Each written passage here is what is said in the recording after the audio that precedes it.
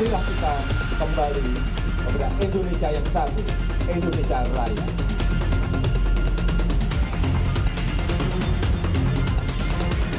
Merdeka! Merdeka! Pemirsa, masih dalam rangkaian Special Report Hari Ulang Tahun ke-69 Republik Indonesia, kini kami mengajak Anda ke Waduk Pluit. Kembali lagi, saya dan juga pemimpin redaksi Berita 1 News Channel, kami menemui Gubernur DKI Jakarta yang juga Presiden terpilih Joko Widodo. Pak Jokowi, apa kabar? Alhamdulillah baik, Mbak Nurul. Hari ini sudah jalan-jalan dan sudah ikut perayaan kemerdekaan di Waduk Pluit. Sudah dipakai akhirnya untuk pesta rakyat ya? Iya, meskipun belum selesai, tetapi sudah setahun ini rakyat menikmati apa yang telah kita lakukan, membuat sebuah ruang publik bagi masyarakat bisa menikmati dengan gratis, juga udara baik, waduknya juga terus dibersihkan meskipun juga sulit membersihkan waduk ini.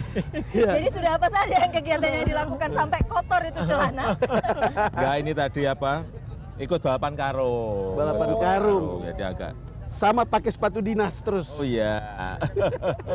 Jadi ini peringatan untuk rakyat. Iya, itu makanya hari ini Mas, itu ada 3 peristiwa 17-an yang menarik untuk saya nih. Pertama di Istana, katanya biayanya 11 miliar. Lalu kemudian di Hambalang, tempat Pak Prabowo. Di sana juga ada pasukan pengibar bendera sendiri, ada pasukan yang bisa kemudian ada dari pimpinan partai koalisi dan seterusnya. Dan kemudian Anda ada di sini di Waduk Pluit yang mungkin simbol dari tempat rakyat gitu kira-kira. Gimana Mas sampai harus di sini hari ini? Iya, saya kira cara merayakan Hari Proklamasi Kemerdekaan Republik Indonesia itu dengan berbagai macam cara dan semuanya silahkan merayakan di Istana. Tadi saya juga hadir, sangat khidmat. Ya. Kemudian tadi sebelumnya sudah di Monas Balai ya? Kota, di Monas Ya. juga dengan upacara sangat khidmat. Sekarang di sini ini pestanya rakyat, ada balapan karung, Dan ada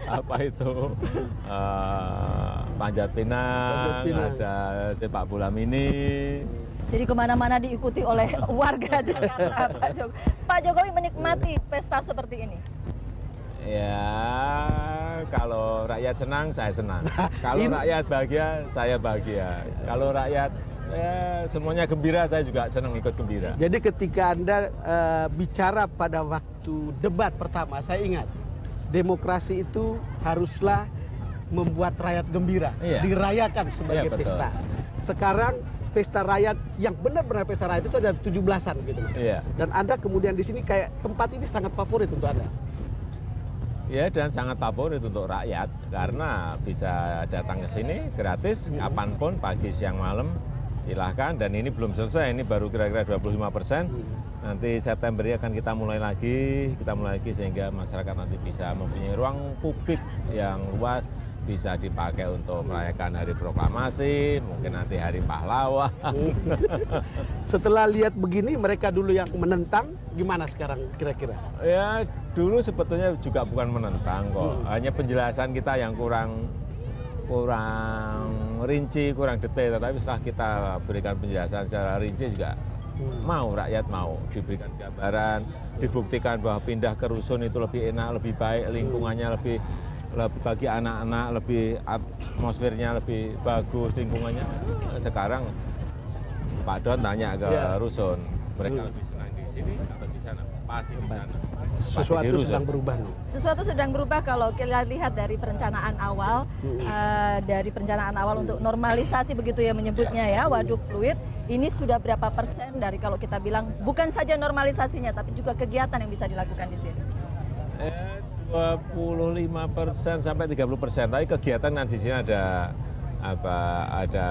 Taman kota panggung gitu ya, ada untuk panggung, ya. rakyat, ada taman untuk rakyat, ada tempat jogging untuk rakyat, Tempat ada jualan juga tersedia kan? tempat jualan pedagang kaki lima juga ada, untuk sepak bola mininya juga ada, futsal yang terbuka juga ada. Ya. Nah, ini udah milik rakyat. Ini 25% dong. Kita ingat kira-kira 8 bulan lalu kita interview Mas Jokowi masih di sini juga. Ya. Kira-kira saya ingat itu masih di pertengahan sana, belum jadi yang bagian sininya.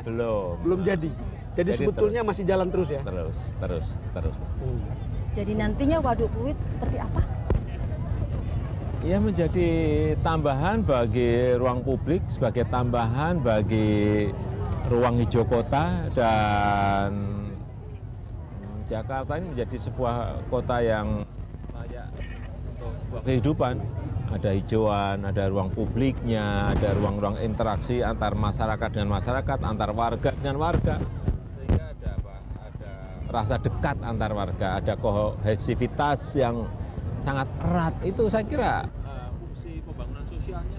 Ini bukan hanya pembangunan fisik, tapi ada sisi pembangunan sosial yang kita lakukan. Karena jangan sampai nanti masyarakat terlalu individualistis, hidup di dalam rumahnya masing-masing, hidup di dalam pagernya masing-masing. Tetapi ada ruang-ruang berbicara, ada ruang-ruang saling sapa antar masyarakat di mana?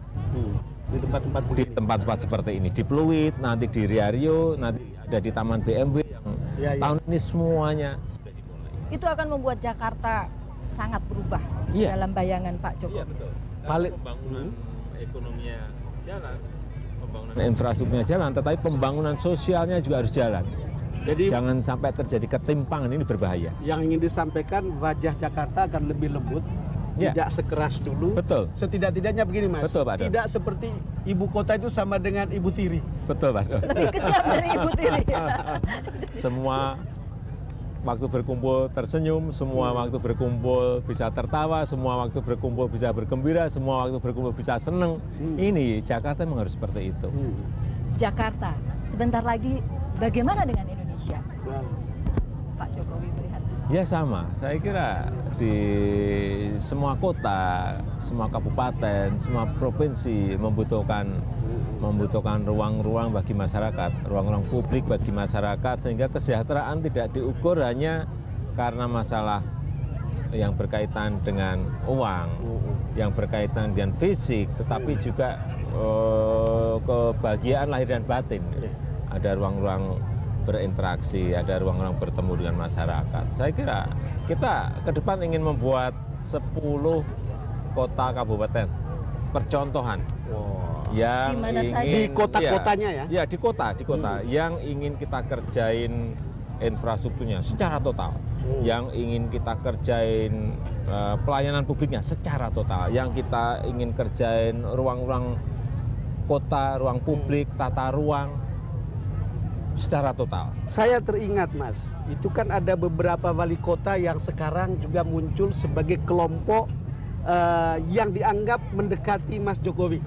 Kira-kira begitu ketika membangun kota ya, Nung ya? Sangat bagus. Misalnya ada di Bandung ya dengan Ridwan Kamil. Ya, sangat bagus. Lalu kemudian ada di Surabaya misalnya. Sangat bagus.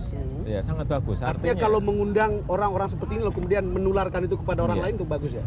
Artinya negara ini bisa dibangun dimulai dari daerah dan juga dimulai dari pusat. Nanti akan bertemu di sebuah titik. Ini kejar-kejaran. Dari daerah juga mengejar, dari pusat juga mengejar, sehingga ketemunya lebih cepat. Kalau tadi Pak Jokowi bercerita tentang tidak hanya fisik begitu, saya justru ingat revolusi mental yang kemudian disebut-sebut oleh Pak Jokowi dalam kampanye kemarin ya. Revolusi mental, bisa cerita sedikit Pak Jokowi? Iya, ini negara ini harus membangun sebuah karakter keindonesiaannya. Jadi masyarakat harus punya jati diri.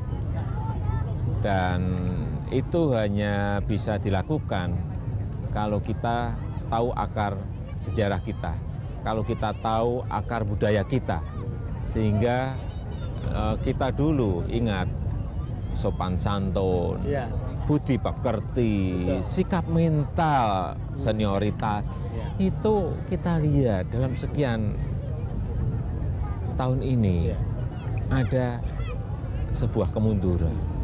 Dan itu berbahaya kalau sebuah negara masyarakatnya kehilangan jati diri, sebuah negara masyarakatnya kehilangan karakter, sebuah negara masyarakatnya kehilangan identitas.